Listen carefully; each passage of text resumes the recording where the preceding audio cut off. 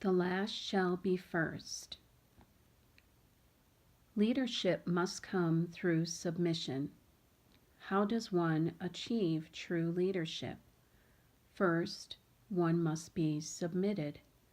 My child, many wish to lead, but not to submit first to leadership. Leadership begins with humbleness and servitude, continues as such, and remains as such. True leadership is submissive to authority and to me. For without being first a servant, how can one continually serve? For my child, leadership is stewardship of servitude. Many do not realize this, and there is a resultant falling away of true biblical servitude and leadership. This is always when things go awry. Humbleness before me and before others, placing oneself in the place of others, and viewing with the eyes of the heart those things which cannot be viewed through physical eyes, that is wisdom. A leader must humbly be able to read a situation and another's heart attitudes before being able to achieve successful leadership and discipleship. One must look at another with my heart, for man's heart has a tendency to misjudge and to often mistrust.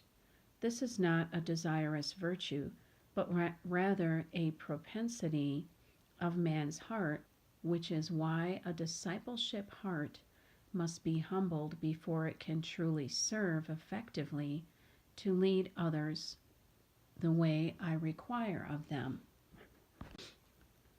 If a leader's heart is wrongly divided, this division will trickle down to those he disciples, causing eventual division and even dissolution and destruction, and often resulting in continual abuse of others' souls.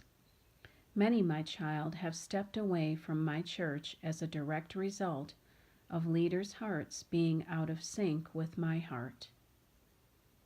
One must continue to assess what is taking place inside one's heart, and if it is of me, of man, or of Satan.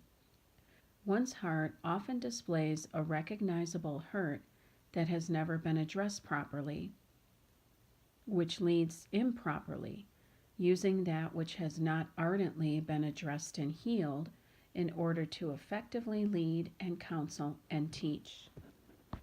Yes, the heart of a leader or disciple can be just as broken and often just as vile as those he is attempting to help and serve. My child, this should not be so. These must be addressed in the heart immediately, so that the heart be humbled and ready for eventual discipleship and leadership. Number 1, unforgiveness, which leads to number 2, bitterness. Number 3, covetousness and jealousy. Number 4, past emotional upsets that are not properly dealt with. Number 5, pride and arrogance. Number 6, patterns of bowing down to Satan's authority, sexual sin, porn, drugs, deception, etc., continual and unrepentant sin. Leadership and discipleship hearts must be broken, cleansed, and fused back into wholeness through me in order to effectively lead as I require them to.